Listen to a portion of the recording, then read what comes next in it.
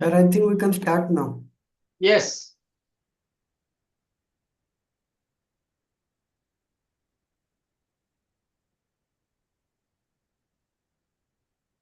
So, Dr. Sadanand, are you going to introduce me or should I just start?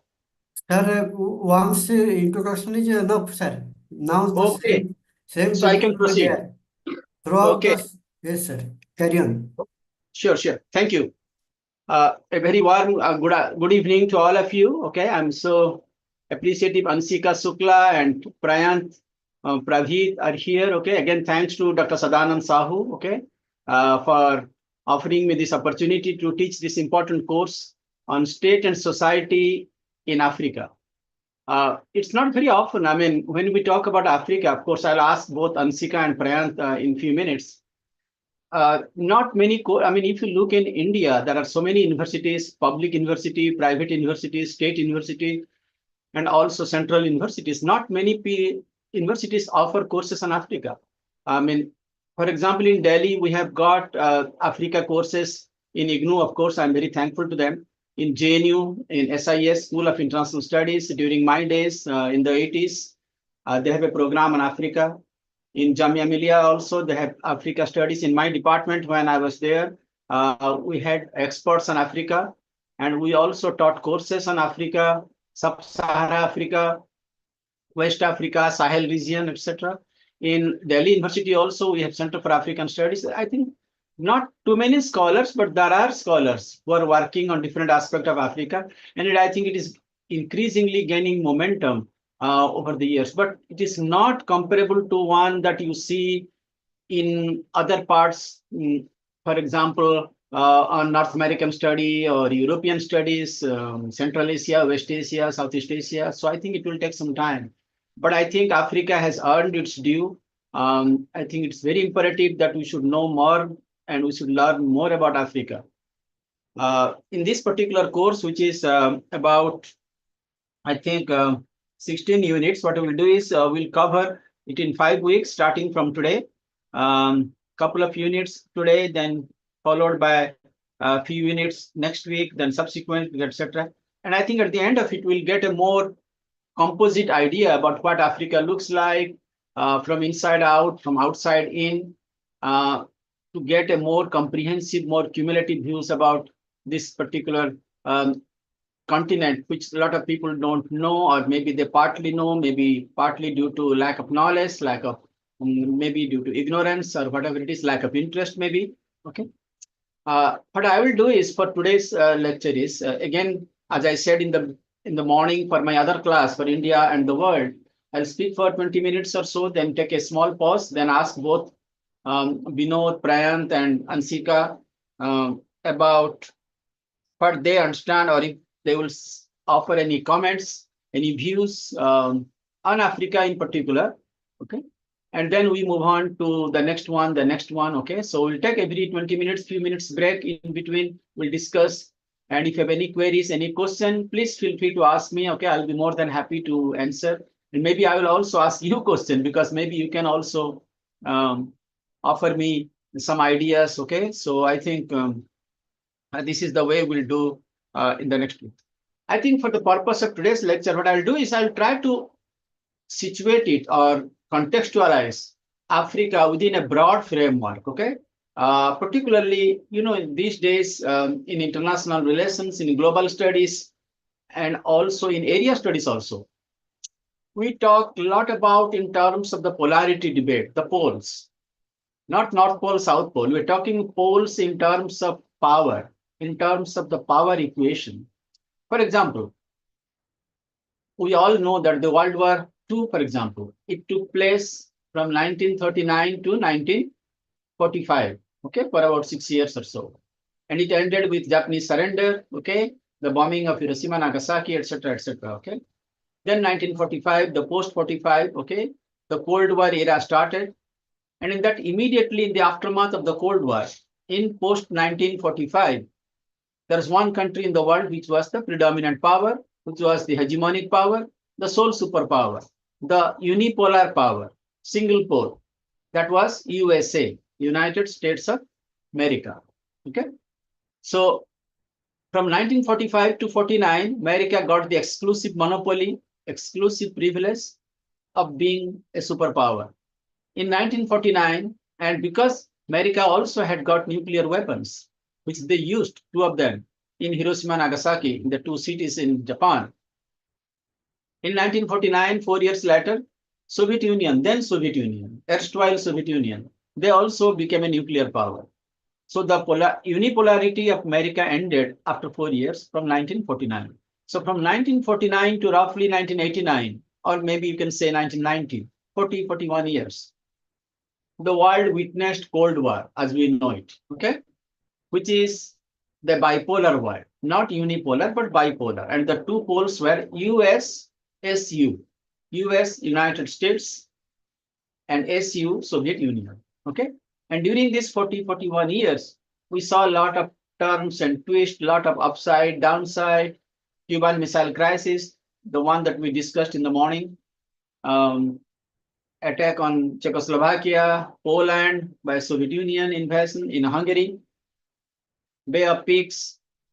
So a lot of things happened across the world, okay? But nobody bothered about Africa, okay? A lot of things were happening in the East-West kind of binary, East-West confrontation, I would say.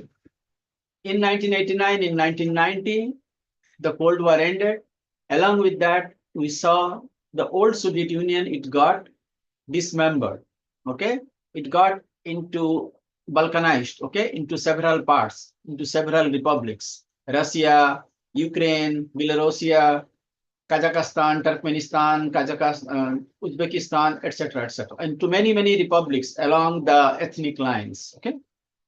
And also, again, from 1990, 91 onward, again, with the demise of the old Soviet Union, again you see a unipolar world, namely, again, the United States became the sole superpower, the sole hegemonic power. Again, that continued, I would say, for roughly 10 years or so, till the beginning of 21st century, around 2000 AD. From the beginning of this century, which is completing one quarter, 25 years, we see again a transition from a unipolar world to a multipolar world. Multipolar world means instead of one pole, USA, now we have got several poles of power. Everybody is exerting their powers, not in the same latitude, not in the same level, but at different levels, okay? Great Britain is one power, France is another power, Japan is another power, China is another power, European Union is another power. And if you add Argentina, Brazil, Nigeria, Egypt, okay, India is another power, okay? So there are multiple sources of power, multiple dispersal of power, okay? So it is called multipolar theory. And around 2010 onwards, okay, if you move forward, as Amitabh Acharya says, this multipolar world led to what he says, Acharya, a multiplex world.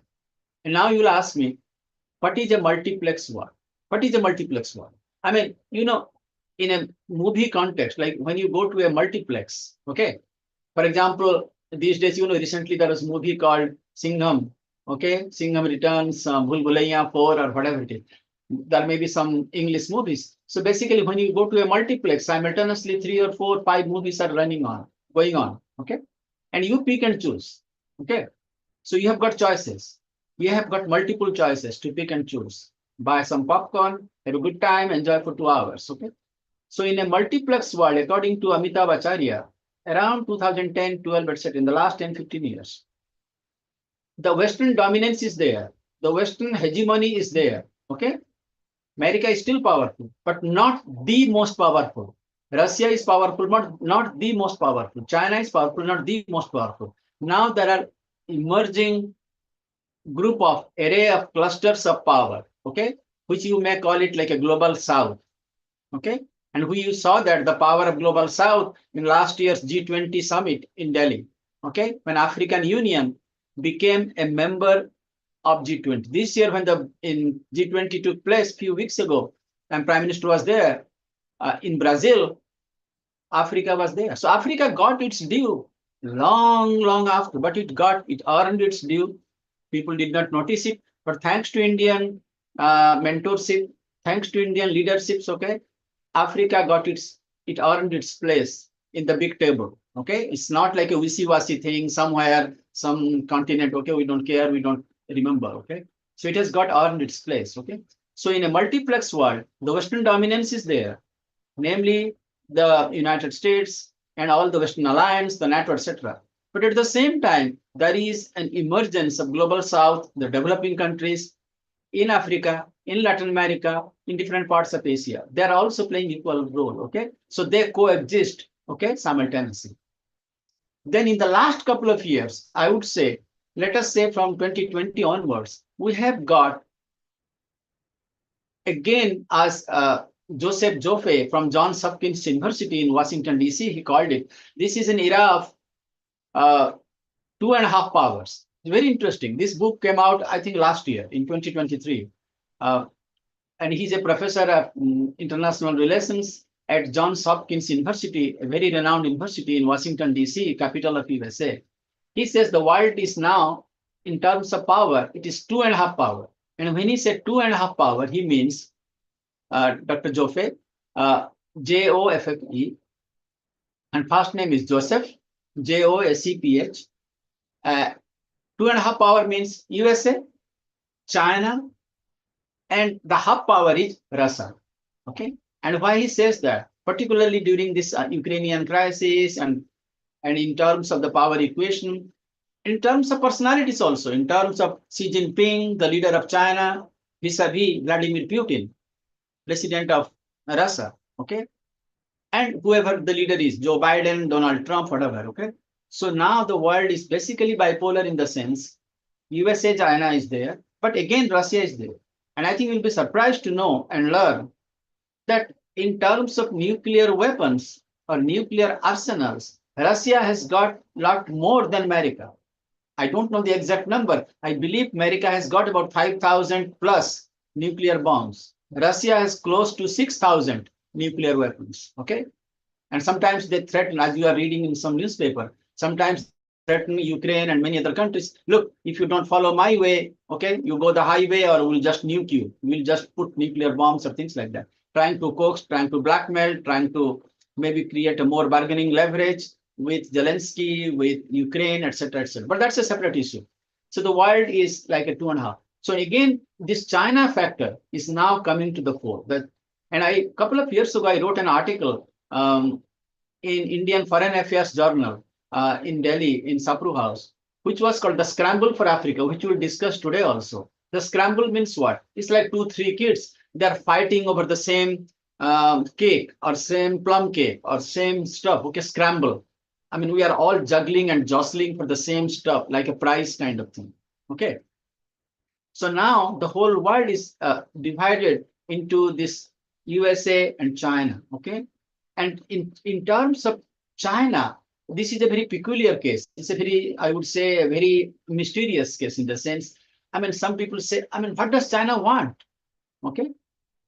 I mean, China has got quote unquote peaceful rise. We saw China since 1990 in the post Mao Zedong time, Deng Xiaoping, post Deng Xiaoping, then Jiang Zemin, then Hu Jintao for 10 years. Now we have got the time of Xi Jinping, okay? And China is trying to be a more hegemonic power. Or at the least, you would like to be a co-hegemonic power. On the one side, America, on the other side, China. So it's like a two Dabangs, like two King Kongs, okay, on the horizon, okay? USA, China, okay? So if you think the word hegemon is a little bit more heavy or more loaded, maybe you can pick terms like partner. Are America and China trying to be co-partners, co-facilitators, okay? And some scholar recently said, look, they are rather two intense competitors, like gladiators, okay, like two samurais, okay, trying to do one-upmanship, okay. Then the question arises, if they are competitors, USA and China, in different parts of the world, including in Africa, okay, now what kind of competition is this? Some people say this is competitive coexistence. Some people will call it this is conflictual coexistence. They are conflictual. They fight with one another, but still they coexist. You exist, I exist. We coexist. Okay. So competitive coexistence, conflictual coexistence. Okay. And some people say maybe it can lead to cooperative coexistence. Okay. So there are different kinds of theories which are floating around. Okay. So don't wishy-washy the China factor. Okay. In Africa. And at some stage, I would like to share my articles. Okay. That article of mine that was published 7-8 years ago in Delhi in Indian Foreign Affairs Journal, it was called Scramble for Africa, competition between Japan, China, Japan, and India. And India has now become a very important player. Okay. And we'll discuss that in some units about India-Africa relations, how India has become also a very valuable player, valuable partner in a geopolitical sense, geo-economic sense, and geostrategic sense. Okay. And we'll combine all the things because, you cannot see things in isolation that this is geopolitics, this is geoeconomics, and this is geostrategy. You cannot see that. There are a lot of intertwining among the three. Okay. And these things is also evolving. This thing is dynamic in nature. That means change is happening. Okay. There is a lot of geopolitical churnings that we would say. Okay. So you have to understand the big picture, then we'll come specific to Africa. Okay.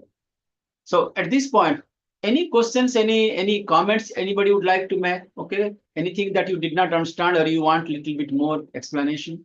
Anything would like to add to what I said? Okay. Karan, any comments? Ansika, I think you are not there in the morning class, I guess. Anything? Yes, sir.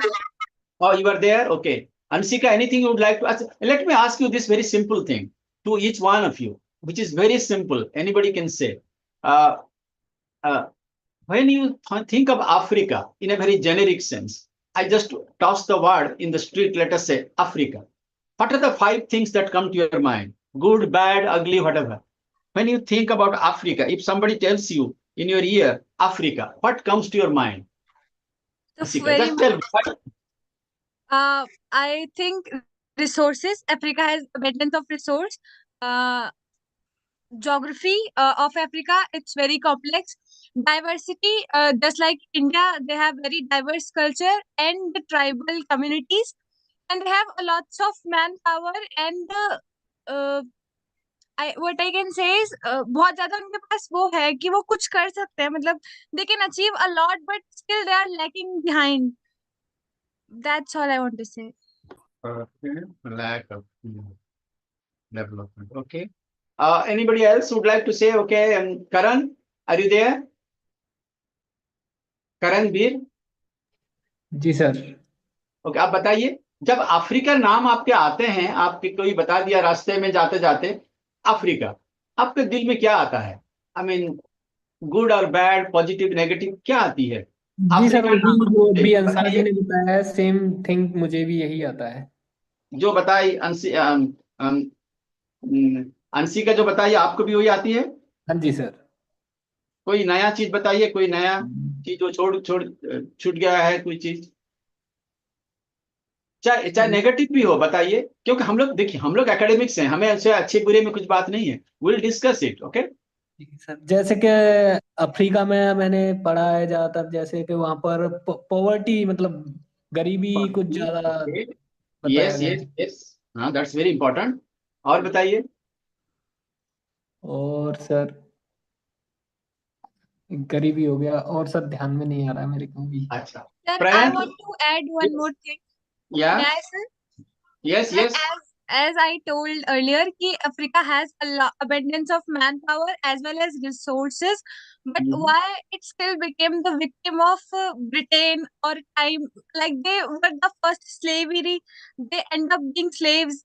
Instead of they were so powerful and they have lots of power, physically, emotionally, but still they became slave. That's the only thing I keep on thinking why that happened to them only. Okay, that's very good. Okay, we'll discuss that. Okay, I think I'm glad that you are here. Okay, and you are raising very, very important questions. Okay, very valid questions, very pertinent questions. Okay, uh, let me go on to Prayant. Anything you would like to add, Prayant, when you think about Africa? बताइए. Prayant, Praved. Prayant, are you there? Binod, are you there? Binod Subramanian. Yes, sir. I'm here. Okay, please tell me. I mean, when you think of this term, okay, if somebody tells you, okay, Africa, I mean, does anything strikes you when you hear the term Africa? Good or bad, positive, negative? I think the first thought that I got was what similarities exist between India and Africa. So a lot of oppression. It was also equally colonized and looted by empire. Then a lot of natural resources. Even after that, there's a lot of unstable governments in that particular region. A lot of people still don't want to go there because of some of those law and order issues and challenges, even from a business investment perspective. Um, things like that. And then obviously from a sports perspective, cricket and football, that comes to mind. But other than that, I think they have abundant resources. They are very close to Europe. A lot of people try to move. They aspire to get into Europe, and they try to cross the channel and stuff like that in a not so safe way. So people with a lot of aspirations and a lot of opportunities. Okay, okay, great, wonderful, very good sum up. Okay, I think anybody else would like to say something, Devtaru? Yes, sir. Yes, Yeah, sir. can you I have to. I yeah, have to quote from. I want to quote from Rabindranath, one of the greatest best poems, okay. Africa. The hundreds of years of exploitation and the exploitation by the colonial powers, and sir, a rise of a new discipline by the colonial powers, anthropology. When they consider the Occident consider as they are barbarians, and they are barbarians, they are uncivilized, and they are fit for the slave trade. And what Colin Palmer has said, the brutality with the iron rod stamping on them, burning iron rod stamping on them, and lakhs of males and females being transported for the transatlantic slave trade and for the Indian Ocean slave trade. This is the sad story of Africa with its rich mineral resources and human resources, all being exploited till today for the benefit of the colonial post-imperial powers or the new colonial powers. Okay. Very well summed up. Thank you. Veera, anything you have to say? Add anything?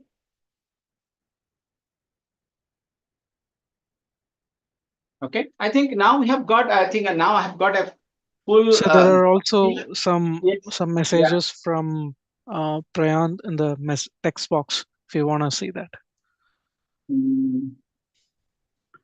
Yeah, Prayan. Yeah,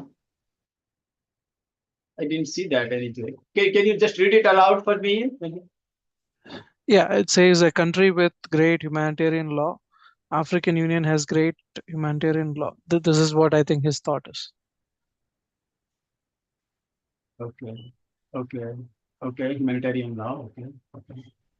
Great. Okay.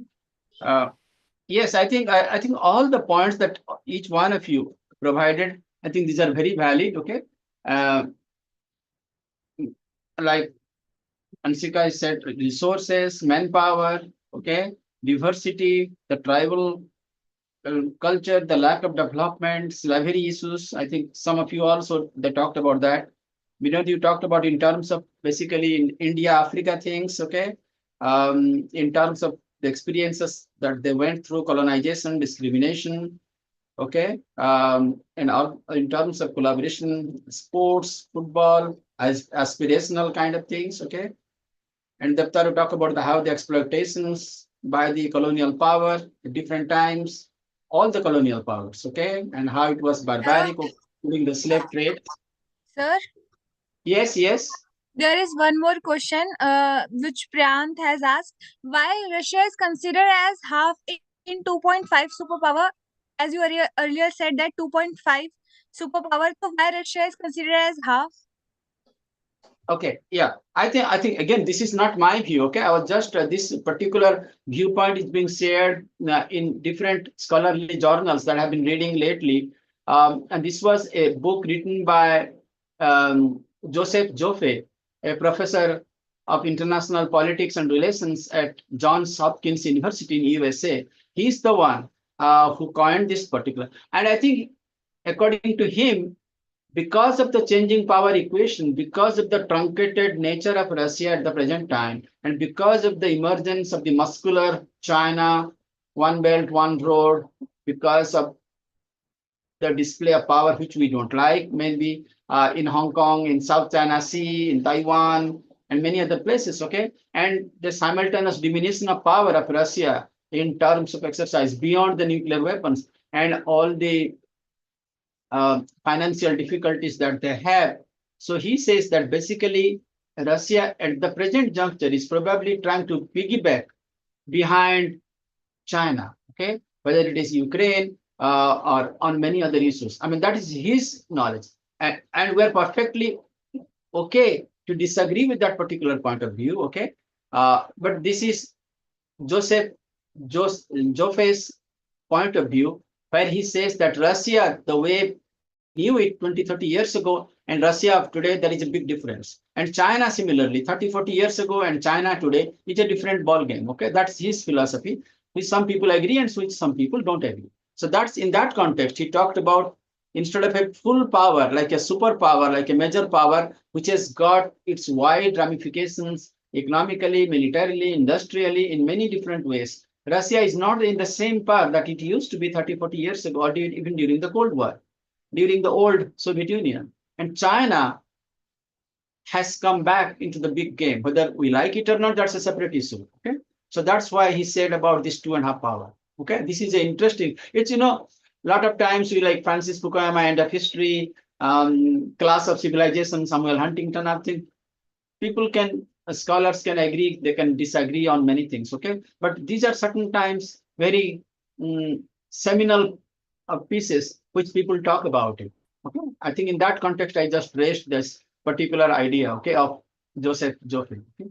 Anyway, let us come back to Africa because our course is on state and society in Africa. I think all the points that each one of you said, they're very important, they're very valid, and I think that's exactly what we'll discuss today, okay? I talked about the globalizing world, okay, and the interconnectedness, okay, the rise of the global south, okay, and a lot of countries in Africa that comes into it, okay. Also, I think, there is a popular culture, if I would like to use that word, that Africa is a dark continent, quote unquote, and it is devoid of any history or culture or social political institution. So there is a negative view. It's a dark continent, okay, like sad, bad, and mad kind of things, okay, doom and gloom kind of scenario. But on the other hand, some people say it's a rising Africa, it's an emerging Africa, a lot of good things are happening. You cannot equate Africa of 2025 to Africa of 1960 or 1940 or 1930. Yes, a lot of things has happened, good and bad, okay, maybe worse, okay. But over the years, I think because of the resilient nature of African society, they have withstood that kind of things, okay? And I think a lot of the points that you all said, I think they are very valid, and which will come into a minute, okay? The other aspect is in African society, if you look at the slave trade of the 15th century, okay? And there is a lot of literatures on the slave trade, the political economy of slave trade, how slave trade was used for manipulation among and within the different competing powers, okay? And in some brute way, okay, they are used like commodities kind of thing, but at the same time, it was also acted as a leverage kind of things, okay? But officially, of course, as you all know, the slavery ended at different times, and around 1830, 1840, 1860. For example, in America, the abolition of slavery with Abraham Lincoln's proclamation, etc., etc. But I think all the slavery as an official form may have ended at different times in the 19th century at various stages. Unofficially, the symptoms and different rudiments of slavery did continue in different ways and different forms and different manifestations in terms of discrimination, in terms of prejudice, okay, in terms of not treating Africa at the same levels like the other quote unquote civilized societies kind of thing. I think there is a lot of things that goes with it. Okay?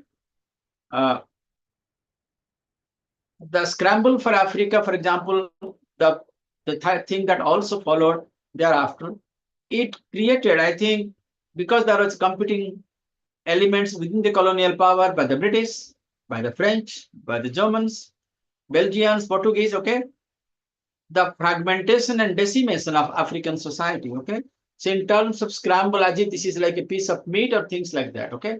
In some limited ways, I think maybe you can say some positive things like railroads, communication, education, but in broadly speaking, the scramble for Africa, it was a downslide for African society, and particularly as it tried to recoup, it tried to create some kind of governance architecture, or in terms of creating a good governance model per se. Okay, so that was there. Okay, the colonial onslaught that happened in Africa over a long time, it destroyed the rich physical resources, destroyed societal and cultural fabric of the African people. So I think Ansika asked a very valid question. I mean, how come in spite of Africa at different parts, South Africa, East Africa, West Africa, being such fertile place for all kinds of mineral resources, all kinds of agricultural resources, how come they were at a backward region? I think, I mean, if I don't want to do that, because if we remember in India also, I think in a different way, in a different level, sometimes we use the word when you go to a place like Bihar, Jharkhand, Chhattisgarh. Okay, well, I think some people say, quote unquote, it's a Bimaru state. Okay, they have got a lot of mineral resources, Odisha. Okay, but due to maybe political apathy, maybe corruption, maybe endemic poverty, I mean, comparable to other states. Okay, maybe lack of good governance, lack of basic amenities. Okay, but so if you take it in a cumulative ways, I think in a big picture, in a broad picture, more or less similar things were also happening in Africa. So they could not enjoy the fruits of development that they should have, okay, or not at the same pace, I would say. Okay, they should have been at least 50 years ahead, but it's like a one step forward, but maybe 3 steps backward, in spite of the fact they got independent finally in the 1940s, in the 50s and 60s, but still they are not at the same level. So they have to do a lot of catch up, okay, with the other countries in the global north and other developing countries. So like, for example, when we say the developing countries or underdeveloped countries, they even went one step below that. They are called LDC, least developed countries. I think most of the Africa, except maybe South Africa and a couple of other countries, they will come into that particular picture because it was not, and also not that for everything we need to blame and bash up the colonial masters. A lot of the things are also happening internally within their things, even after independence also, which we'll discuss later on, okay? So they are no angels, okay? So they also themselves were corrupt, okay? They uprooted, they kicked out a colonial, a corrupt colonial things, okay? Very despotic one. But in the process, what they got was even worse sometimes, okay? And again, I will agree with you that Africa, just like India, okay, it was very full of diversity.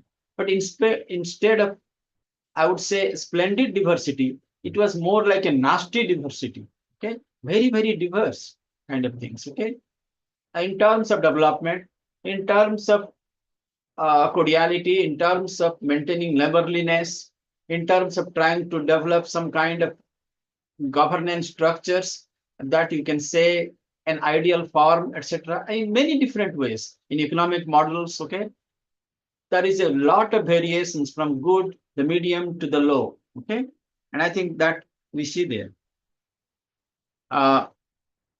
Transplantation of European ideas and institutions impacting African polity and society, it led to very unpredictable things. So when the colonial, and again within the colonial thing, for example, the French were more centralized kind of things. They wanted to impose everything from the top, okay? But the British, they believed more like a decentralized things little bit from the bottom up. Okay? None of them are perfect, okay? Both of them have got imperfections, the British colonial model and the French colonial models, okay? And both of them, they're at least, they agree on one thing, to exploit Africa to the extent possible, okay? But they did it in a different process through different mechanisms kind of things, okay? Of course, you can say, or you can argue that they created a lot of institutions, at least they tried, okay? In terms of education, in terms of establishing some colleges, some universities here and there, okay? But it was not, I would say, uniform across the board. It was very spotty and very sporadic, just here and there, okay? Just sprinkling, little bit here and there. So there was no broad systemic developments or systemic development in that particular area. In terms of strength of ideas, okay, sometimes we see Africa's intellectual deficit. Only in the last 30, 40 years, we see some scholars, some people coming up, okay, from different parts of Africa, okay. But if you go back to pre-1960, pre-1950, pre-1940, hardly you come across any author of substance, okay, because a lot of things were imposed by the colonial things, okay. And that did not help in nourishment or in terms of developments of African ideas, okay? Their own indigenous ideas into their own form, okay? So it was kind of in a more subjugated kind of things, okay? And the periphery remained as a periphery, and the core imposed heavily on the periphery. The core meaning the colonial masters, whether it is British or French or Portuguese, okay? And other Belgians and other powers, okay? Africa was a net importer of manufactured goods, foods, and ideas, okay? And Africa was exporting cheaply valued primary commodities, raw materials, okay? Impact of external influences, a continent that was exploited for different regions, and that created a lot of internal social conflict, criminalization of state, okay? And that also led to food insecurity, severe famine, heavy dependence on food aid, inter and intra-state wars. I think we'll also read in some units a little bit more about, I mean, although it's like king is dead, long live the king. It's all, I mean, if I can paraphrase that, it's like saying colonialism is gone, but on the back door, we see neocolonialism, okay? Heavy dependence, okay? Heavy debt, okay? I was reading the other way, again, coming back to China, that one of the purpose, I read it in some journal, of China is to create a more like a banana republic, more like a vassal kind of things, okay? So that it gives like a soft loan, okay? You guys, you take $100 million, you Nigeria, you Congo, you Upper Volta, you Eritrea, okay? You don't give me money back, okay? Maybe after 100 years or 200 years, okay? Or you can give me with 1%, okay, a little bit, okay? So you are at least in a state of gratitude or in a state of debt for a long time. And then you do my bidding, okay? Whether it is one belt, one road, or expanding the Silk Route, expanding the sphere of influence, okay? Making forays into Africa kind of thing. So, you know, in America, there was a saying, there is nothing called free lunch, okay? And in fact, there is no free dinner either, okay? And China, when it offers a lot of goodies, okay, to different countries in Africa, it is not like a charity. It's not like free goodies or things like that. It also wants some dividend, either in economic terms, but not necessarily, but rather in political diplomatic terms in the long term, okay? So they would like to harvest, like to sow the seeds, okay, here and there, okay? And in the process, they would like to have a long duration view that, so that they will have the backing of Africa, which we'll discuss in a minute, okay? So Africa is a continent, not a prosperity, a social conflict, acute food insecurity, severe famine, heavy dependence on food aid, inter and intra-state wars, environmental deterioration, wasteful use of natural and human resources, lack of sustainable development, inadequate health and education facilities, weak link between the post-colonial state. I think all of these things are true. Okay, I think those of you who are from Delhi, I think, I mean, we see that. Like you go to any big hospitals like Apollo or Fortis or Manipal or any place, you will see a lot of people coming from different parts of Africa. I ask them sometimes, I mean, why you are here? Because they openly tell us they don't have any medical facilities, they don't have multi-speciality centers over there even today. Okay, and even if there are some doctors, they are not well trained, so they find India to be a more attractive proposition, and it is good for India because in India earns a lot of foreign exchange, foreign remittance through medical tourism. Okay, people come to India because they get fast rate medical facilities with reasonably amount that the other countries can afford, particularly countries from Africa, etc. And I'm sure you must have seen that. Okay, so in the education also, when I was a student in JNU a long time ago, and when I was teaching in Jamia, and I have now recently retired, I have many students of Africa. And I tell them, I mean, why you are here?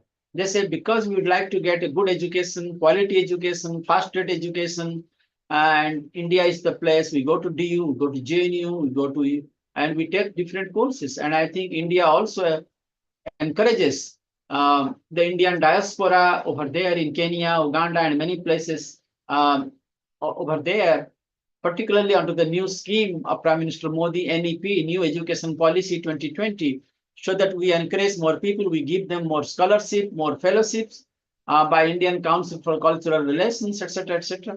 So I think Africa is now at least in the mode of change. I would not say it's a big shift, but definitely there is a shift. Okay, and I think it's a shift in the right direction, in a much more positive way.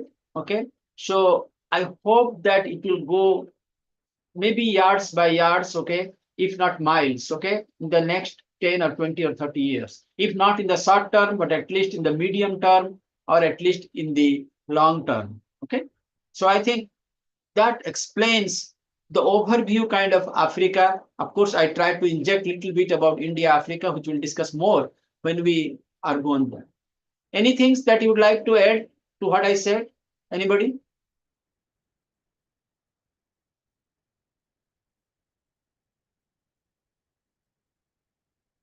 Anything you would like to add?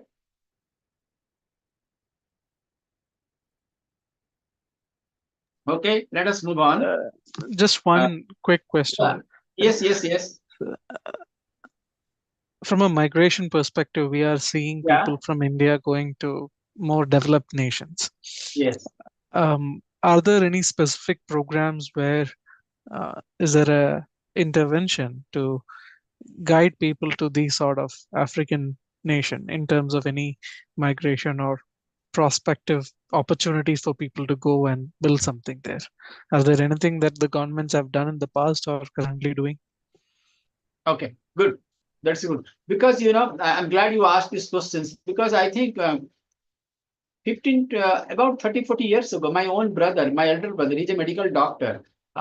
He wanted to, he was selected to go to Saudi Arabia, but he could not go. Then he went to Libya. Okay. This was like in the early 80s. Okay. I'll give you a personal things, then I will connect that with the question and query that you just posed. Okay. So I'm talking about 1981, 1982, long time ago. That is almost like 45 years ago. Guess what? Even then also, I went to the Ministry of External Affairs, okay? I think it was near Sastri Bhavan or something, near India Gate. And to my surprise, they had a small cell, even in early 1980s, okay? They are dealing with the Indian migration to Africa. It was not a big office. I remember there are like 4 or 5 people, okay? I asked about, they had a cell, they had a section, 3 people are working on the Indian migrants, particularly Indian skilled workers and unskilled workers who are going there, what kind of benefits they will get. The government of India in those early days, okay, they are creating small cells within External Affairs Ministry, Government of India, okay? So that people who go there, they are not victims of mafia, they are not victims of frauds, or the people who arrange passport and visa, you know, all those kind of things, okay? And sometimes, you know, like people going to Gulf countries, okay, they promise you something, but when you land up there, you get half of the salary or you get nothing, they take away or snatch away your passports. So there is a section for that, so that there is no exploitation of Indian labor or Indian skilled labor. Okay? I mean, if you are educated, things like that, that number is very few. I mean, how many people, like a professor going to Africa to teach for 1 year or 2 years? It's very few, okay? That are there. But if you talk in terms of semi-skilled people, unskilled people going to different parts of Africa, okay, that number is very. And the good thing is the Ministry of External Affairs, Foreign Affairs, Government of India, okay, they've created that. And I think I attended some Pravasi Bharatiya Divas, okay, that is this year is taking place, of course, in Bhubaneswar. Each year they do it in the first week of January, okay, and one of the sections they deal with the migration to different countries in the world, including to Africa, okay?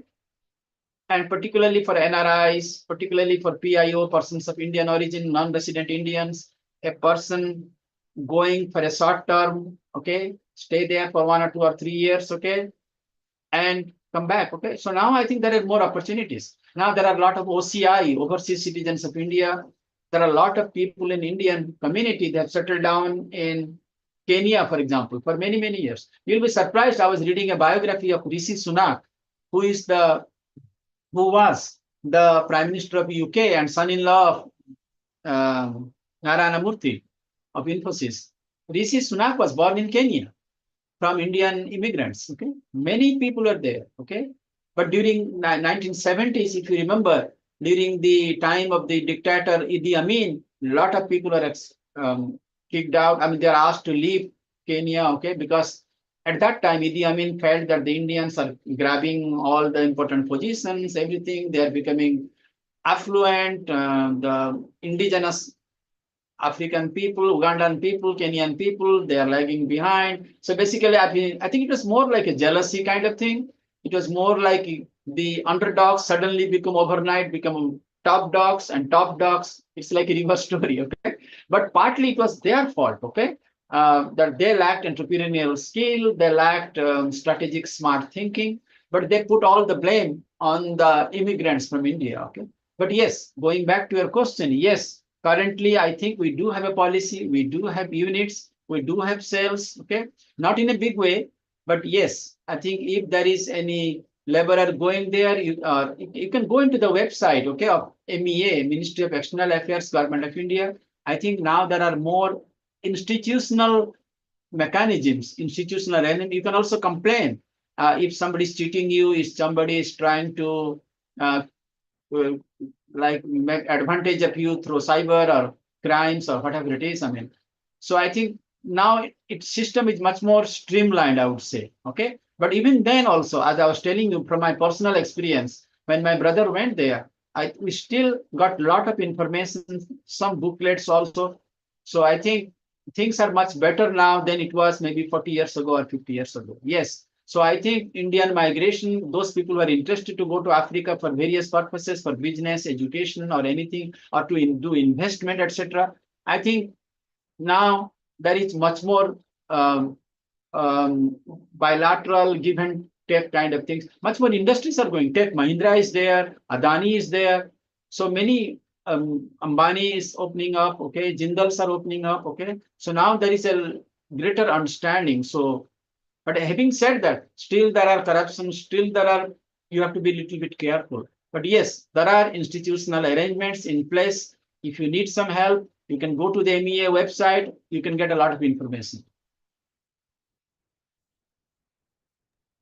Anything else by anybody?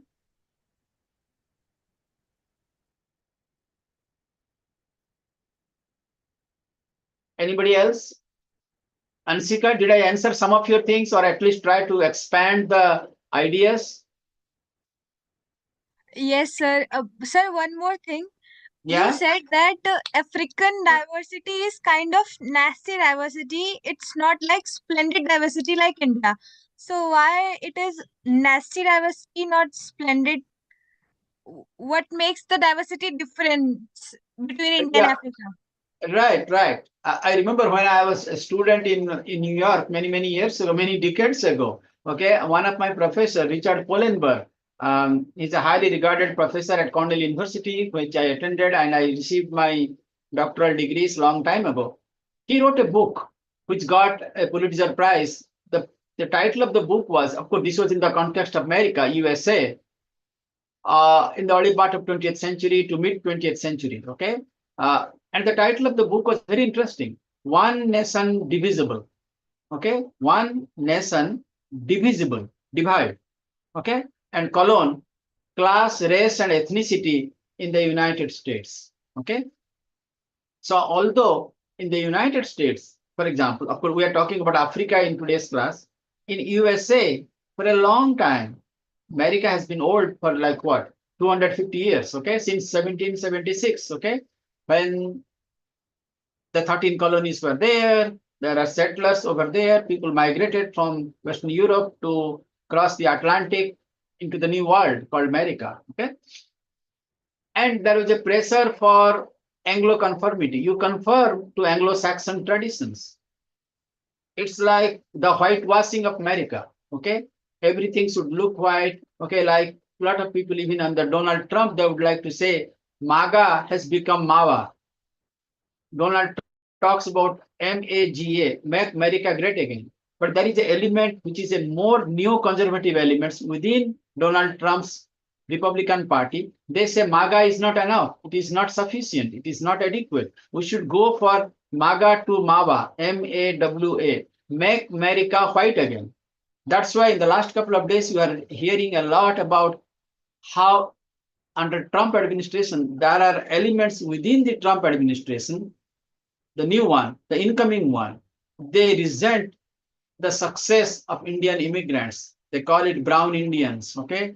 They're trying to create obstacles and impediments in getting into USA, to getting into H-1B visa immigration. I'm not talking about illegal immigration, the people who are going there from Gujarat or Rajasthan or other places through the donkey route, through Mexico, crossing over the border in illegal way. I'm talking about the skilled immigrants, the people who would like to go try to contribute something to the American society. Still, they are facing a lot of things because particularly outwardly, it looks like one monolithic, homogeneous kind of entity, but within that, there is a lot of heterogeneity, a lot of diversity kind of things. So original fathers of American Republic, they talked about, as you said, splendid diversity, like a splendid thali. Okay, everything looks very appetizing. Okay, but when you look closely, like you go to New York, you go to Chicago, little India, little China, little Armenia, little Italy, little Greece.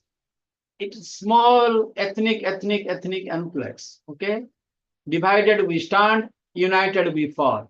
So it is like a reverse kind of thing. Actually, it should be united we stand, divided we fall. But there, because of the ethnic diversity, okay, along ethnic lines, it is divided we stand and united we fall. Okay. Even when Kamala Harris was the candidate, okay, she did not get all the votes. Okay, there are people who tried to pull her legs. Okay, they did not vote for her. I'm not saying she's good or bad. That's a separate story. Okay. So going back to Africa, you cannot compare apples with oranges. You cannot compare the population, let us say, in South Africa. Like, how many people have seen the movie Gandhi by Richard Attenborough? Remember, in 1982, there was a very famous Oscar award-winning movie was released called Gandhi. Anybody has seen that movie, Gandhi? No, sir. Yes, long ago.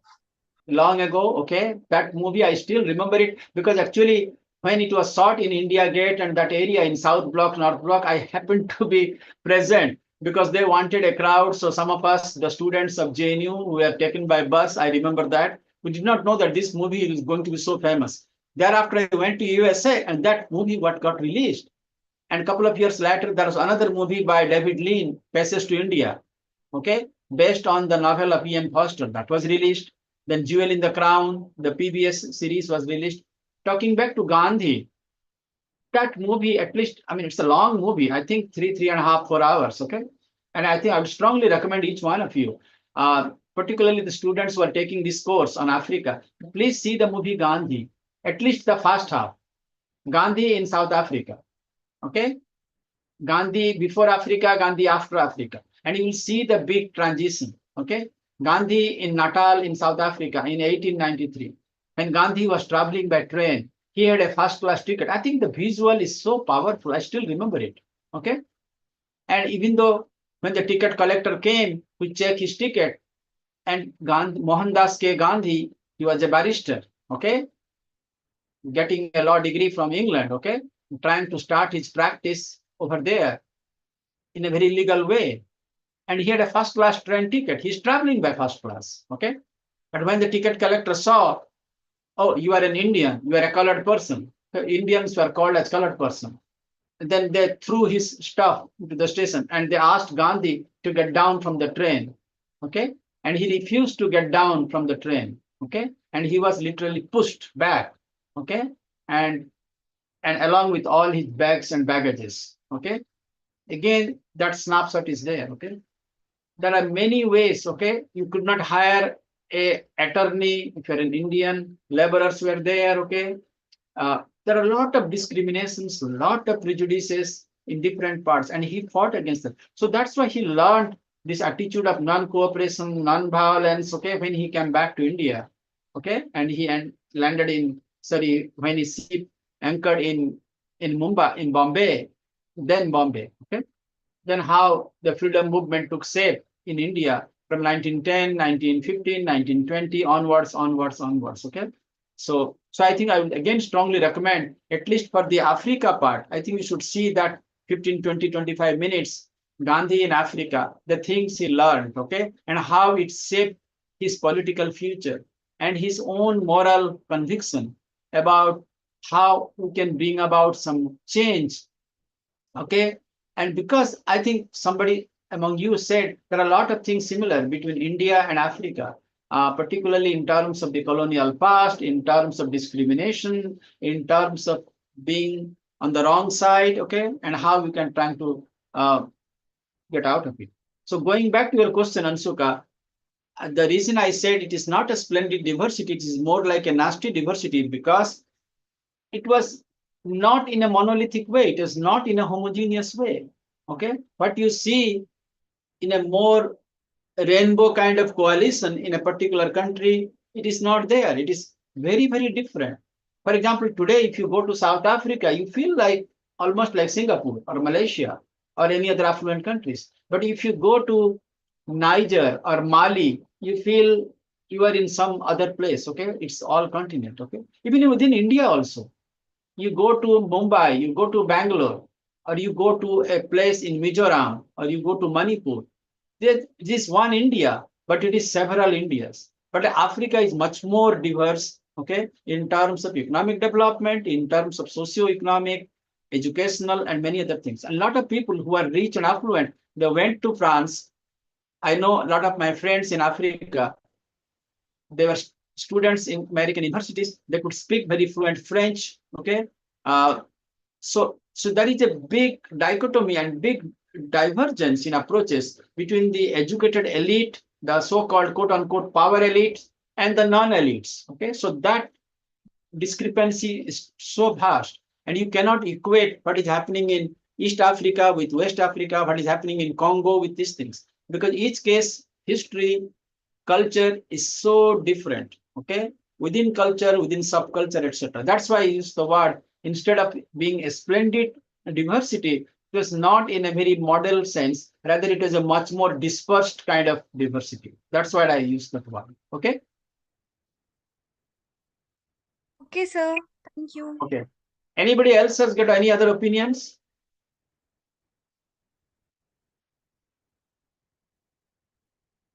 Okay. I think let us move along, okay? So I think Africa is, if I put all the words together, they have become victims of slavery, victims of colonialism, victims of neo-colonialism, and also of bad governance. Okay. And a lot of times, like, let me spend a few minutes on governance. Okay.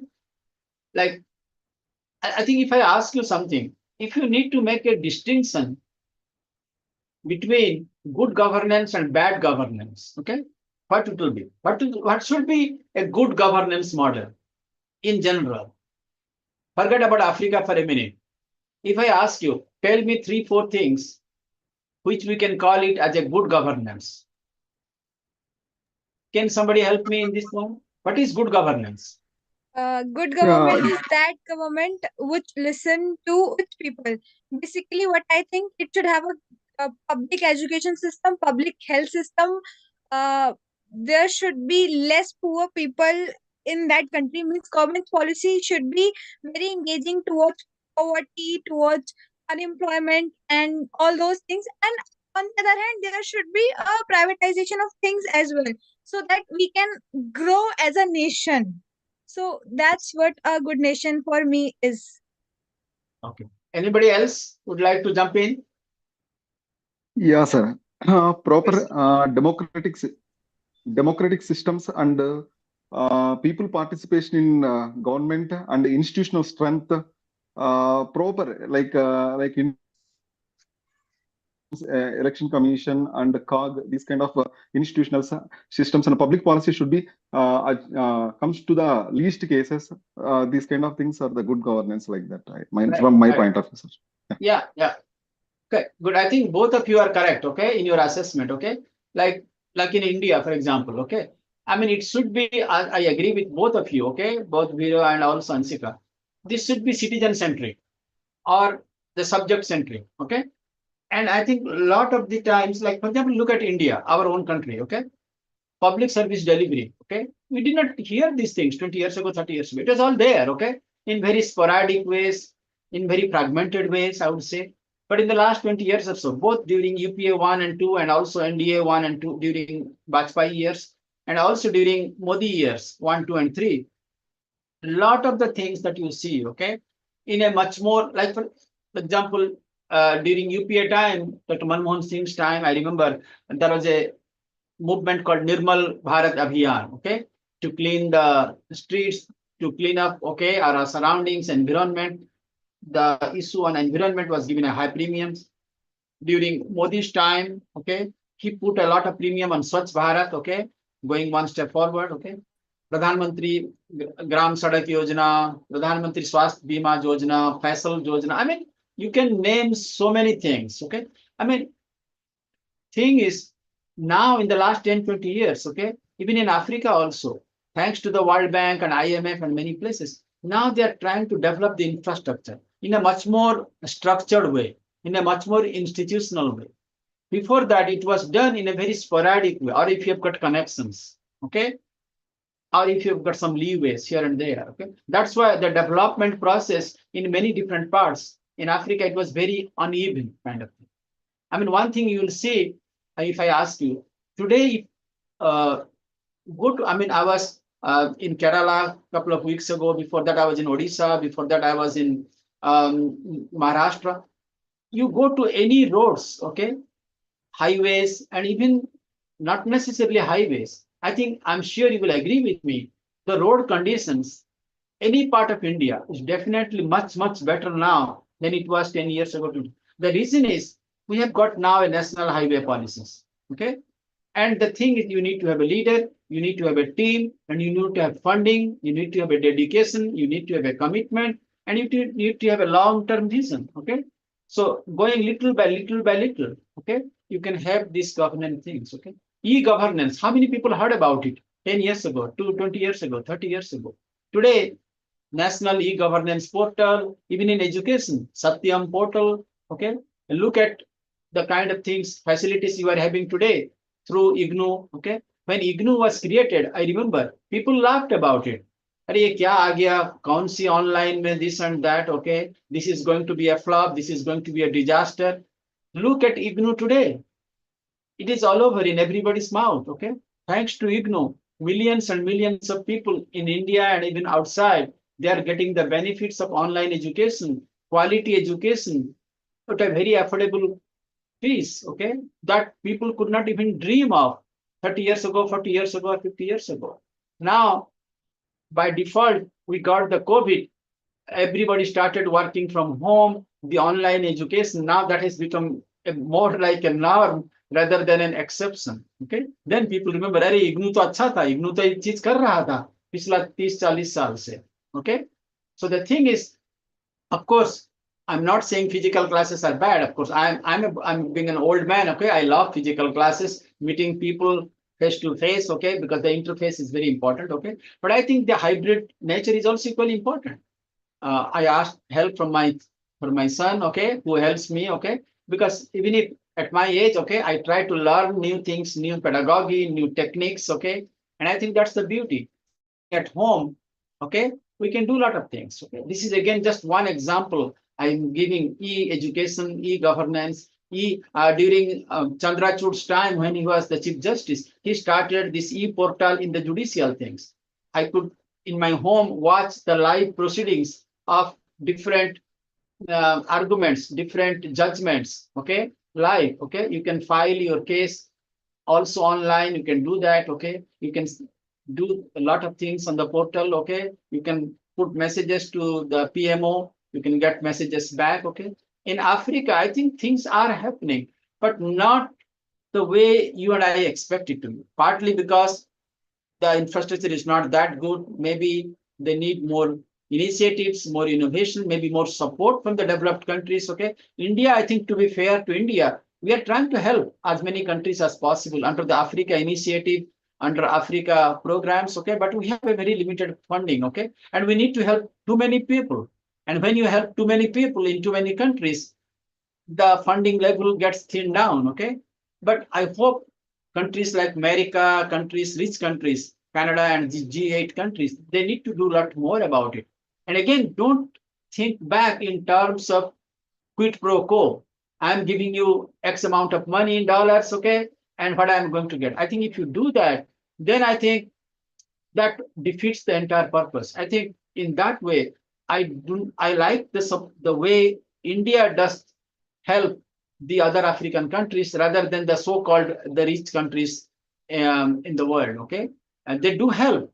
Okay, but they always want something in return. Okay, with some strings attached to it. And I think people in Africa, just like in any other countries, they're very proud people. Okay, they think this is affecting their self-respect. They have already suffered a lot during the long colonial period. Okay, and long exploitations. They like to stand up, but I think if somebody can push up, somebody can help, somebody can provide a little bit lending hand, I think that should go a long way. So I believe good governance is possible, if not in the very immediate short term, but at least in the 7 to 8 years or maybe in the 10 years time, we'll see more of it. Okay. But today, I think still they have a lot of catch-up work to do. If you need to make a phone call from any African country here, there is a lot of obstructions. Things are not to the level that even you see in India. Okay, we take a lot of things for granted. Africa has a long way to go, but I hope and I pray that Africa also prospers just like us. Because, you know, when we talk about one family, like the G20 motto, one earth, one family, one future, okay?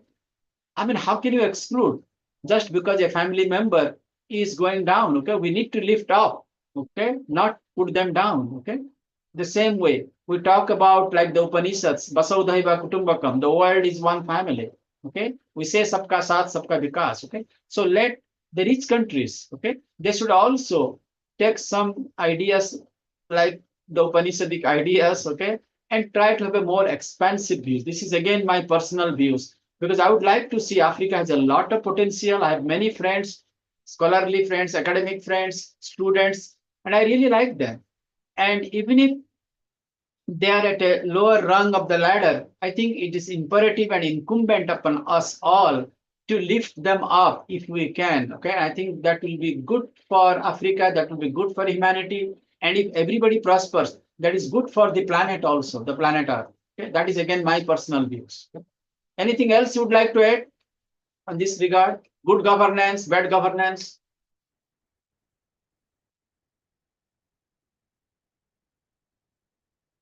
But again, I will add that not that they are also angels or they are all perfect. There are many things. I mean, for example, on the corruption index, most of the African countries, they will rank way below. Okay. And it is their undoing. Okay. If you give them $100, okay, they try to siphon away $80. Okay. Hardly $10-20 goes into the designated programs or initiatives. That's why a lot of the funding agencies, including NGOs, they are very hesitant to go there. I remember a couple of years ago, I was talking to somebody in the Ford Foundation, talking to somebody in the Melinda Foundation.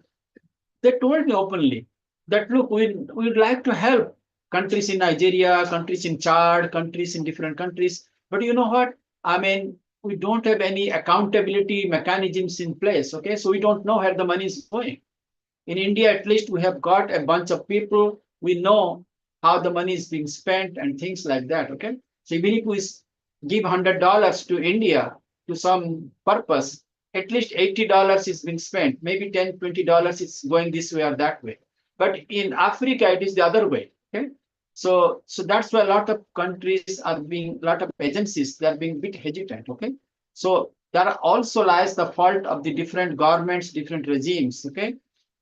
I'm not trying to pick and choose any particular regimes in different parts of Africa. Okay. I don't like to generalize it, but the general perception is most of these governments and regimes, they are very corrupt and they breed more and more corruptions. They try to siphon away a lot of the aid that goes to them. Okay.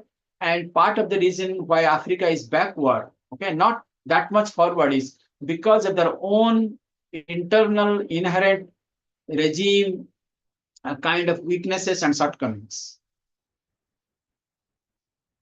Any other comments you would like to make in terms of good governance, bad governance, lack of adequate facilities, infrastructure in Africa?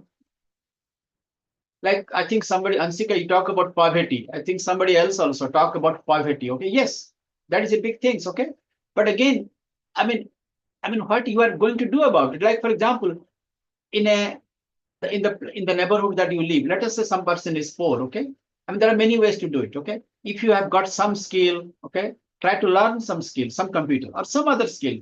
Okay, try to have little bit of skill up here and there. Okay, and in the worst case, let there be a social welfare network. Okay, that can take care of you. Okay, in an appropriate way. Okay, it's not that you cannot do anything. You can do something. Okay, at least you can. If you learn some programming or if you learn some accounting or things like that, I think you can do a lot of ways. Okay. So poverty, yes, I mean, but again, it's related. There are a lot of people. I remember I met some people the other day. They say, we don't like to get out of the poverty cycle. I said, why? Because we are getting free 5 kg ration. We are getting money under different programs. If you are a female, you get something extra. If you are a senior citizen or things like that. I mean, the thing is, they can do a lot of things because they're getting a lot of things, free goodies. They don't like to do that. Okay? So that is very unfair because the lot of the needy people, they should get it. But here, because you are getting something free, you don't like to do anything about it. I think that's not right. Okay, that is taking away the good things from the other people. That is my personal view. Okay, so in Africa also, I think there are a lot of potential out there among big segment of people in different countries, and they can do a lot more. They can do a lot better, but they're not doing it. I hope that someday we'll see some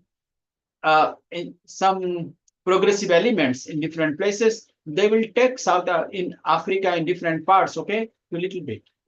And the other thing is, I think you talk about this tribal, ethnic rivalry, tribal rivalry. You saw what happened. I mean, I know Sudan. I have many friends from Sudan, students and scholars and diplomats, okay, and how Sudan was bifurcated into Sudan and South Sudan, okay, Eritrea, okay.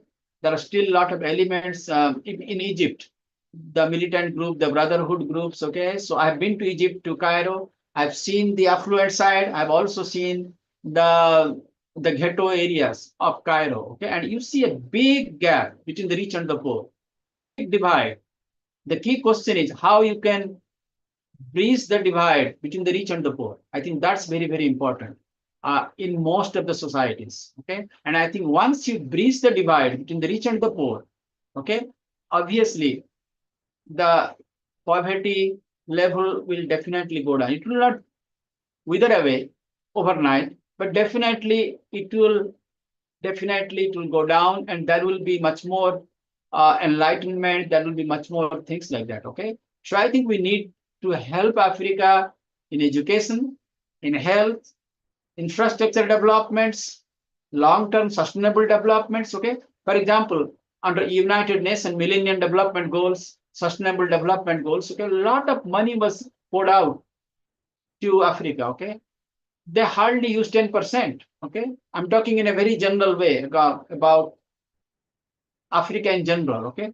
But if you pick some individual countries, the wasteful expenditure was 80-90% in Upper Volta, in Liberia, and many places. Okay. And every few months you see coup, military coup, regime change, things like that. Okay. And that again pulls back. It's like, as I said, 1 step forward, 3 steps back. That means you are 2 steps back. Okay. And once you have got that, you cannot move forward. Okay. And I think that is something they need to work it out. They need to do that. So they need good governance. They need a more regime stability. Okay. They need to have a more democratic structure, at least the way they would like. I'm not saying they should follow American model or British model or Indian model. Let it be their own indigenous model, but let there be some level of checks and balance, some level of accountability, because that's way. And you need more transparency also. What you see is what you get. Okay. There is lack of transparency, adequate transparency. Okay. Anything else you would like to add? Anybody? Please jump in, okay? Because that will give me more ideas, okay? Also, I want to add one thing, sir. The political system second thing is a party system. I don't know how it will be there in the African country. These things also play major role, in the affecting to the African people. Right. I think I perfectly understand that, okay, and I respect your views, okay. Yes, I think they need to do that. I think some countries, I think in South Africa, for example, I will give a lot of mark. I think you have to pick up one country, which is more like a model kind of African nation or African state in the contemporary time. It is South Africa, at least currently. I'm not talking about pre-apartheid years, okay, till 1990s, okay. Remember in the apartheid years, in the 60s, 70s, 80s, they imprisoned Nelson Mandela for many years. That was complete racial segregation. I mean, you'll be very surprised. The blacks cannot go to a white school. White cannot go to a black school completely. This is for black only. This is for colored only. This is for white only. Today, you go to, after my class is over, you go to Google and you search, okay? And you will see some black and white photos, even in the sea beaches, okay? Can you believe it? And there is a signboard. This is for whites only. So the white people can enjoy the beach on the ocean on only this part of the ocean. That part of the ocean is for blacks. The other part is for colored people. Okay. And it was there in 1950s, 60s, 70s, even in the 80s. Okay. And this was the era of apartheid, the racial segregation. You segregate people along with race. The white people get the plum prize, they get the priority, the black people over there and the colored people over there. Okay. So they are all discriminated. And somebody talked about sports and cricket and football. Okay. In the cricket team, we did not allow any South African team to come to India. Why? Because India believes in non-discrimination. India has a historic policy of non-racial policy. Okay. We cannot allow South Africa to only send white cricket players. I mean, it should be based on merit. It can be a black, it can be a Indian origin person, colored person, okay? It can be a white, anybody, okay? Irrespective of the race and ethnic origins or tribal origins, okay? But till 1980s, they used to play only with the white countries like Australia and New Zealand. We did not allow them. We only allowed them later on in the late 20th century and early part of this century because at the end of apartheid, they ended the system of racial segregation in sports, in cricket and other things. Okay. Today, when South African cricket team comes to India, you will see people who are whites, who are blacks, who are colored people. Okay. And they're as good and as smart as anybody else. Okay. So South Africa, the point I'm trying to make is, you talk about political structures, political institutions, political governments. At least they have a system. They have a president, they have a prime minister, there is a parliament, there is accountability. I'm not saying this is perfect. No democracy is perfect. Even Indian democracy has all its flaws. But at least we have a system in spite of imperfections. We have checks and balance, we have accountabilities. Okay. If somebody does something wrong, there is a process of taking actions, penalty, impeachment, etc., etc. But look at other countries. Okay. Look at many, many countries. I mean, every now and then, every few weeks, we will hear there is a military coup here, somebody is being ousted, somebody is being thrown out, there is gross human rights abuses, no accountability, no nothing. Okay. And obviously, I mean, when you are weak, other people will take advantage of you. So yes, there is time, they should develop each one of them. And I think in this respect, again, it is incumbent on the democratically more stronger countries like America or France or Great Britain or even India or other Singapore, Australia, Japan, okay, who have got a long history. They should help those countries, okay, because you need to do that. I'll tell you one personal experience. During the final years of King Gyanendra, in Nepal, okay, which is a neighboring country, okay, they were undergoing a lot of turmoil, okay, because the entire family of King Birendra, they were assassinated. That's a very sad history, okay. Then Gyanendra took over, okay. Then he could not manage, okay. Then the people were crying for multi-party democracy, multi-party systems in Nepal. Today, at least in Nepal, we have a systems. And I believe that because I was one of the 3 people who was invited by a German foundation to go to Kathmandu, spend about a week. And we came up with different models, the Canadian model, Australian model, American model, Indian model. Should we go for federation? Should we go for parliamentary democracy? Should we go for presidential things? What should be the section? So we did a lot of brainstorming kind of things to create a new Nepalese constitution, a new Nepalese government, a new Nepalese polity in the post-Gyanendra phase, okay? I'm not saying we achieved everything, okay? At least we tried to provide a blueprint, okay, to our neighboring country, to Nepal. So what I'm saying is, in case of Africa, looking at their own ethnic population, tribal population, indigenous populations, different other socioeconomic indicators, parameters, okay? Why not the rich countries in the world? They try to do something meaningful, something sustainable, which should help them to craft and navigate a political system, a structure, and support them at least 5, 10, 15 years, okay, in terms of providing input and feedback, ideas, okay. And I think that would be really good for Africa, okay. And so I agree with you, Veera, that yes, political structure is something which is lacking, political accountability is lacking, political leadership is lacking. If they do that, at least it will be at a more stable trajectory. It will be on a more stable path, okay? There will be problems, there will be obstacles, there will be turbulence, but it will be much more in a more predictable terrain rather than unpredictable. Predictability is much better than unpredictability on any aspect, okay? Particularly in terms of governance and in terms of running a country, okay? Veera, did I explain Yes, sir. correct? Okay. Yes, understood. Thank you. Sir. Okay. Anything else anybody would like to say? Okay.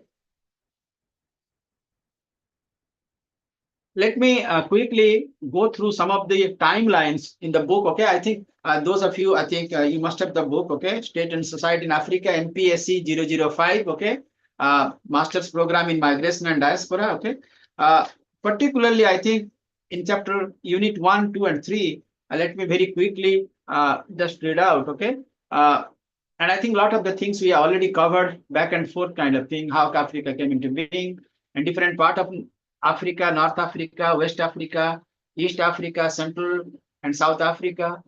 Okay. And again, we talk about diversity like North Africa, Egypt, Sudan, Libya, Tunisia, Morocco. Some countries are more Islamic, some countries are more Christian, some countries are more tribal. Okay. Some countries are even by religious kind of. When I was in Cairo, Egypt, I saw a church, a mosque, even in synagogue. A lot of Jewish population used to be there. Okay. Western Africa, Mauritania, Mali, Niger, Chad, Cameroon, Benin, Burkina Faso, Eastern Africa, okay, the coastlines, long ones, okay, Kenya, Somalia, Tanzania, Uganda. Again, coastline got some advantage and also some disadvantage. Let me ask you, okay, if you are in a coastline, for example, Bengal, Odisha, Andhra, Tamil Nadu, what are the advantages and what are the disadvantages? Who can tell me? If it is a coastal state, what is the trump card? What is the plus? Anybody? It's good for trade. Yes, yes, yes. What else? You could export a lot of fisheries or fish. Right, right. Vinod, I think you got my point, okay? Like, and I think everybody knows that. You know it, I know it, okay? East India Company, they made the capital. Which city was the capital by East India Company? Bengal, Bengal. Madras and Bengal, yes. Yes. And Thank then you. Bombay. Calcutta, Kolkata. Yes. Okay. Why? Because of the long coastlines. Okay. You see Bengal, Odisha, you know, and the entire east coast. Okay. All the way. I'm talking about the Bay of Bengal side. Again, if you go to the Arabian side, okay.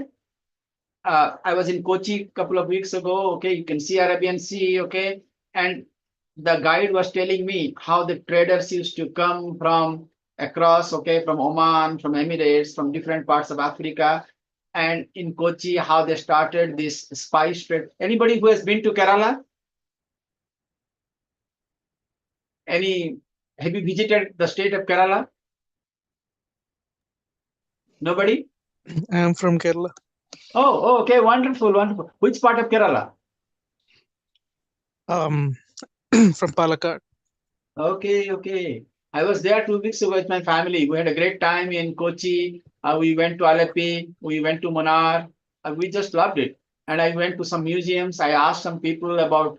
So when I saw some of the ships in the coast, okay, so they told me about the trade and commerce. You know, is the spice trade, okay, how it became flourishing kind of thing. So in the entire Arabian coast, in Goa, Konkan coast, okay, Maharashtra, Gujarat, okay. So we have this coastline, and you are right, trade, fishery, okay, and if you again let me go to the flip side.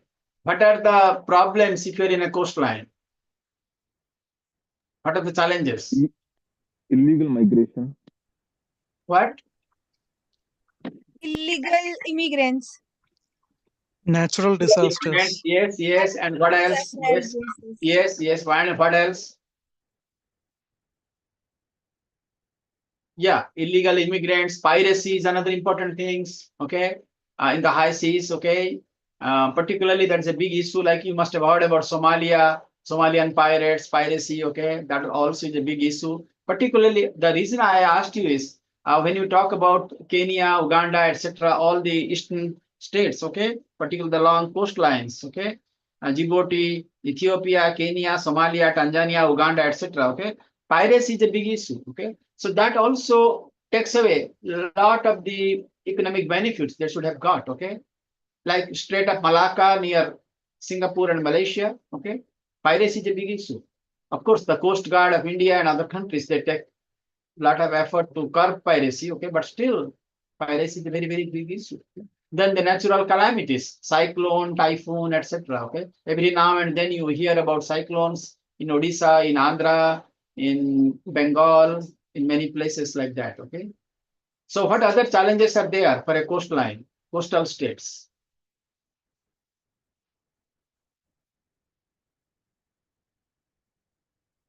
Again, the advantage is we have got a very relatively fertile soil. Okay, and you know, most of the rice, for example, in India, we get it from Bengal, from Odisha, from Andhra, okay, all the way to Tamil Nadu, okay, because of the coastlines, okay. So yes, it goes both ways. There are some pluses, there are some minuses, okay, some upside and downside. Okay, so again, Eastern Africa, and Central and South Africa, Angola, Botswana, Burundi, Central African Republic, Democratic Republic of Congo, okay, Gabon, Lesotho, Malawi, Mozambique, Namibia. I know a lot of this. I go to a lot of embassies and I meet some of them. Okay, it's not that everything is doom and gloom. Yes, they are making progress. Yes, they are making some forward movement. But again, it is not. It's almost like, let us say, in an exam kind of things. Okay, let us say somebody out of 100 marks. Okay, somebody is getting 5 marks. Okay, it's pretty low. Okay, but if somebody gets 10, of course, 10 out of 100 is better than 5. Okay, but is it acceptable? It is not, because the pass mark is 30%. But in a way, somebody can argue that, look, he doubled the performance from 5 to 10, but our expectation is 60, 70, 80 or 90 kind of things. So it will take a long time. Okay, because of the lot of endemic factors, as I explained to you, corruption, poverty, intra-rivalry, interstate rivalry kind of things. Okay, a lot of these things could have been sorted out. Okay, so yes, they've gone. It's a baby step forward. It's not a giant leap, like Neil Armstrong said when he landed on, set his foot on the moon on Apollo 11. It is rather a more baby step, little bit like a crawling kind of stage. Okay, so yes, it has taken off, but not in the way that you and I expect it to be. Again, going back to this different units, I think I would like you to concentrate particularly, I think, the spread of Islam in different parts, okay, how it got assimilated in Egypt, Sudan, and Ethiopia. From 632 AD, Islam becomes the dominant religion around 1100. Then they are defeated by Christians in Ethiopia. So this whole trajectory, okay, the characteristics of African slavery, Arabs conquering Africa, Sub-Sahara, Portuguese, European nations, all the way from 600 AD to 16th, 17th, 18th centuries, okay, to the 20th century, the scramble for Africa, which I alluded to, okay, among all the different countries, okay, because, and also I think, just like the British did in India, I think some of you would like to agree with that, is because they'd like to have some crop plants, which is going to be of immense capital and benefit to them, okay, like indigo plants, okay, like cocoa, like coffee kind of things. But in the process, the indigenous plants, the indigenous industries got affected. So they got everything raw materials, okay? They got all the jutes, for example, from India, the British, when they're colonizing us. Then they processed that in Birmingham, in Liverpool. Then they sent the manufactured goods back to us, okay? They took tea from India, from Assam tea, Darjeeling tea, took it to the other colonies in Canada and US, okay? The Boston Tea Party, okay? Made money, okay? Because, you know, the British, they always pride during the colonial days, the business of Great Britain is business. And I think that is true for literally all colonial powers, okay? They like to maximize the things. So they used to encourage the artisans or the farmers in different parts of Africa they colonized to only grow those things which is going to give them good dividend, give them good profits, okay?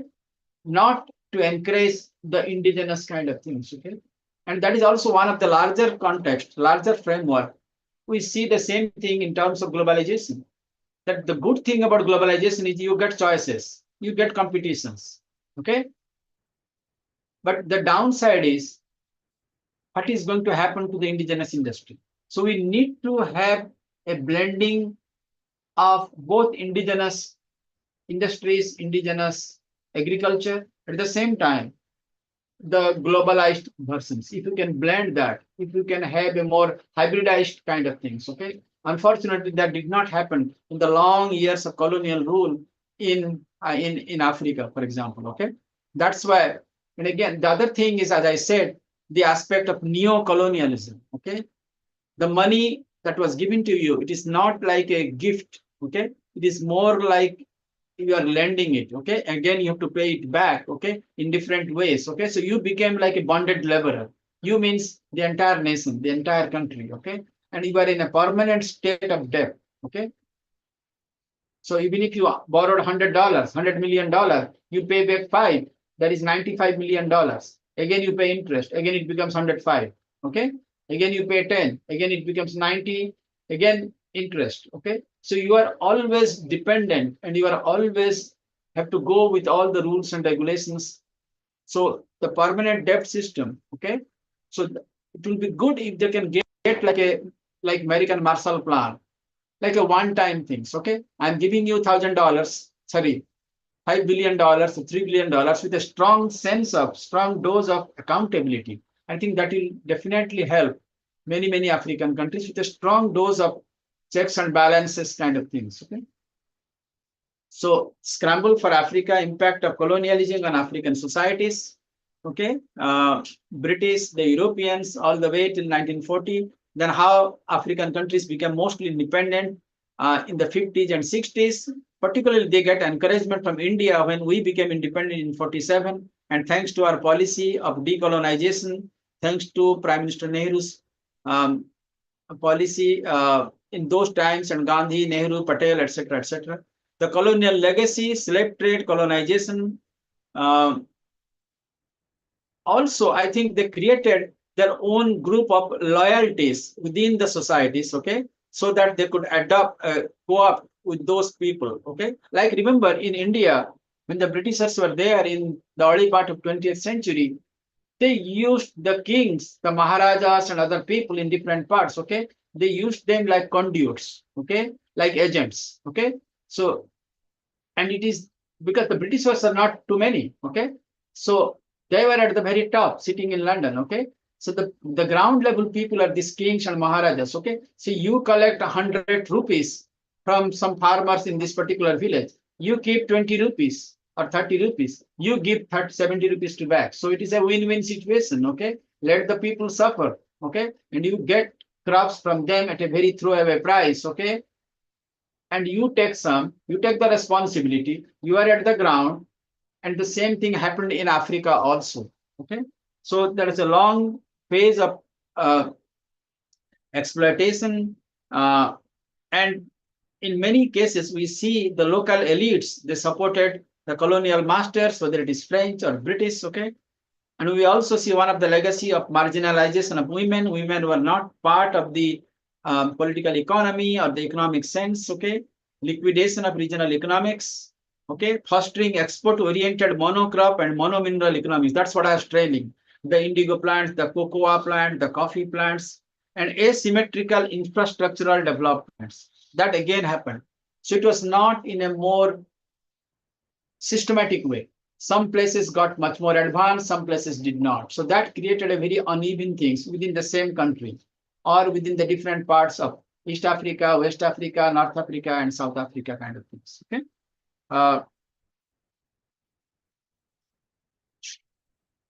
The colonial legacy, the liquidation of regional economics, okay. Finished products were given to the countries, okay, and again it came back to those particular countries. We see the rise of nationalism slowly around 1920, 1930, because some people, some elites, and some also educated people, they also felt that, and particularly I think there are lessons learned from both the world wars, okay, that if they can fight, okay, why can't we do that, okay? So you see some resistance against these colonial masters, okay. Now there is a bigger clout of the elites, okay. And the Europeans, okay, initially they were hesitant to give any kinds of freedom or liberty, would like to say, okay. But slowly and surely, like for example, in Indian case, I'm sure you can relate to that. When they got the pinch, the British, in 1909, parliamentary reforms, 1919, 1935, little bit, bits and pieces, they gave us little bit more in the towards self-help, okay. So the whole idea was, we cannot keep India, the British Empire, forever, okay. So we'll give them little bit, okay, then trying to prolong it another couple of years, okay. Ultimately, they decided that enough is enough. Then Gandhi is too big shoes to fill in, okay. Then Quit India movement, okay. Then ultimately they gave independence. Again, they are very smart. I mean, just look at the British point of view, okay. they gave the country in two parts, okay? India and Pakistan in a divide and rule policy, okay? And Pakistan in two parts, one over there and one over here, okay? West and East, okay? And Mountbatten continued to be Governor General even after India became independence. And indirectly, they forced India to be also within the Commonwealth of Nations, okay? So they did not go in a very broad, expansive way that, okay, bye-bye, we are going, okay, we ruled over you for 150, 200 years, okay? They tried to squeeze as much as possible, only offered some crumbs once in a while in 1990 Act, 1919, 1935, eventually 1947, but again, a truncated, a divided nation. Same thing exactly happened by different colonial masters. The only difference is in terms of the process, okay? Mostly the French, they used to believe in more centralized kind of things, but the control was overarching there. Okay? And the British, they believed in more decentralized. Okay, they basically outsourced to the local chieftains, the local elites. You take care of all the dirty things. You just give us the profit. Okay, and we are happy. The French, they tried to control more, and they tried to also impose their system, their architectural, their governance model over there. Okay, but eventually, one thing was common among all colonial people in Africa, which was subjugation, exploitation, and decimation of their local culture to the benefit of their own colonial cultures. Okay, so that was common, and they tried to keep it as long as they could till 1950s, and by force, okay, they had to give one little bit, because the end of the World War I, World War II, and you know the process of history. A lot of things were happening. Change is inevitable, okay? But they try to delay it to the extent possible, okay? Any other things you would like to say? Okay, we have got few minutes left, okay?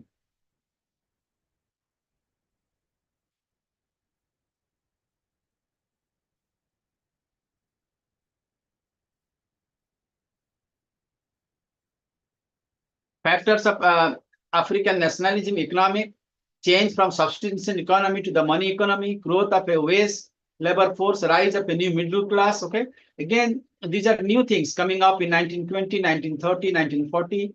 In sociological term, urbanization, social mobility, Western education. Again, please remember, these numbers are not huge, okay? But definitely in bits and pieces, these things are happening.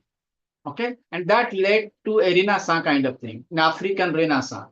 Okay, the African Cornell West talks about it. Okay, and many other scholars they talk about it. Okay, Christian evangelism, the political, the influence of traditional authorities, new national symbols, and particularly the effect of World War I and World War II. Okay, now more and more clamor for independence. Okay, but once the upside is you got independence. Okay, many countries they got independence in 50s and 60s, but the thing is, even if they became independent, it was not like in a full-fledged way. It was more like a fragile independence.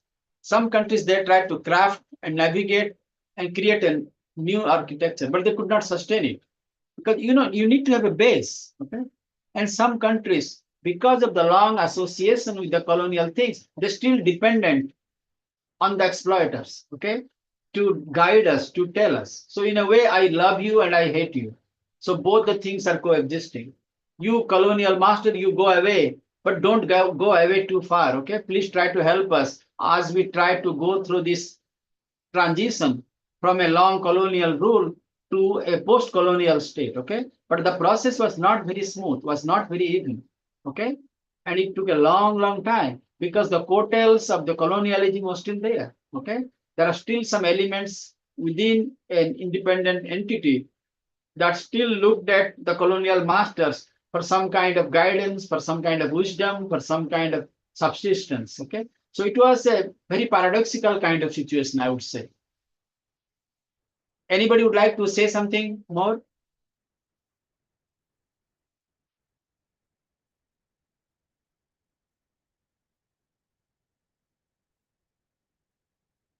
We have just few minutes left, okay? So, Vinod, anything you would like to add?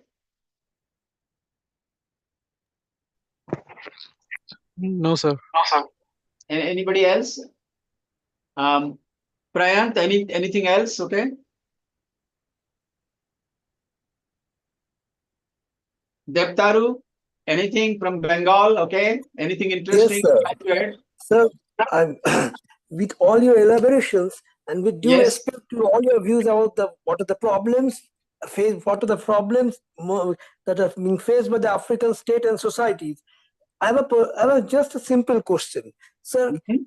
The role, can we neglect the role of the African diaspora, all settled in the Western countries, those affluent African diaspora, from the long distance nationalism, to quote Benedict Anderson, and the so-called hegemonic powers, not the superpowers, in throughout the entire Cold War era, Datat era, and post-Cold War era, unipolar or multipolar era, for financing and directly encouraging the intestine and wars and the fraternal wars and balkanization of entire Africa. I just remember Professor Samir Amin in the last lecture in Jadavpur University. He told about the great Spring Revolution, Arab Revolution in Egypt, and how the entire hegemonic powers, they are conspiring and they are financing the intestine wars in the entire African continent, exception in South Africa, like the Boko Haram, the prostitution is there is an entire linkage between the narcotic trade, prostitution, illegal smuggling of arms, and who is manufacturing all the arms? The so-called hegemonic powers, their factories, they are directly financing the entire balkanization and this state of affairs in Africa. Just this point, sir. Yeah, thank you. Okay, that's very interesting. Okay, Samir Amin's work, I respect that. I have read a lot. Okay, so thank you. I'm glad he went to Jadavpur. I have been to Jadavpur many times. I have many friends over there. Okay, a good friend of mine was a vice chancellor for many years. Anyway, so I think going back to your question, yes, I think the role of African diaspora, particularly in Western countries, they are very important because they play a very important role. Okay, not necessarily in a very positive way, I would like to say, rather in a very negative way, at least negative to the interest of the African. Africa was trying to emerge as a role model or as a kind of template of some kind of nation state kind of thing with all the kinds of democratic stability, etc. Because, I mean, I think it is like a mutual reinforcing kind of exploitation. There are elements in the Western countries that try to take advantage of the African diaspora, at least the elite group, okay, some of them, okay, and they try to use their own economic hegemony, their own political beliefs, things like that, okay, over there, okay. And so China also, it is one of the largest growing diaspora. Chinese diaspora is largest growing in Africa. It's largest amount of investment. Neocolonialism of China, hegemonic powers, sir. Right. Thank you. So I think, yes, Chinese diaspora lately, okay, but the Western discourse, I think, yes, I think it was also very harmful and very detrimental to the growth. That's what I was saying all along in today's lecture, that Africa could have gone way ahead in the curve, okay? It did move, okay? But instead of a big runner like a sprint, okay, it was like more like a baby step kind of things, okay. Had we had everybody, all the stakeholders, all the so-called quote unquote the well-wishers, okay, if there is any, okay, for African solidarity, African community, okay, I mean, in a way, I like to thank our Indian leadership or Indian people or Indian psyche or Indian intellectuals over in the last many decades, okay. I mean, we are not a very rich country, very affluent country comparable to some of those Western countries, okay, or G8 countries, okay. But at least we did chip in, we did show sympathy, we did believe in decolonization, we believed in against racial segregation. We tried to coax in them with the big umbrella fold of non-alignments, okay. And we tried to help them, even in economic terms, whatever little we can, okay. And also in the G20 conference summit last year that India hosted, we tried to take a consensus view among all the G8 countries, and we were successful in doing so. So that's not a very easy thing, because Africa was getting a raw deal all along. Only last year, African Union, AU, became a member of G20. They should have got that many years ago. We have been hearing, you have been hearing, all of you, the global south, okay?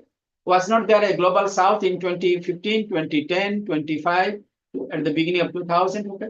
Only today people are talking about global south, okay? Because they have got many other problems, okay, to deal with, okay?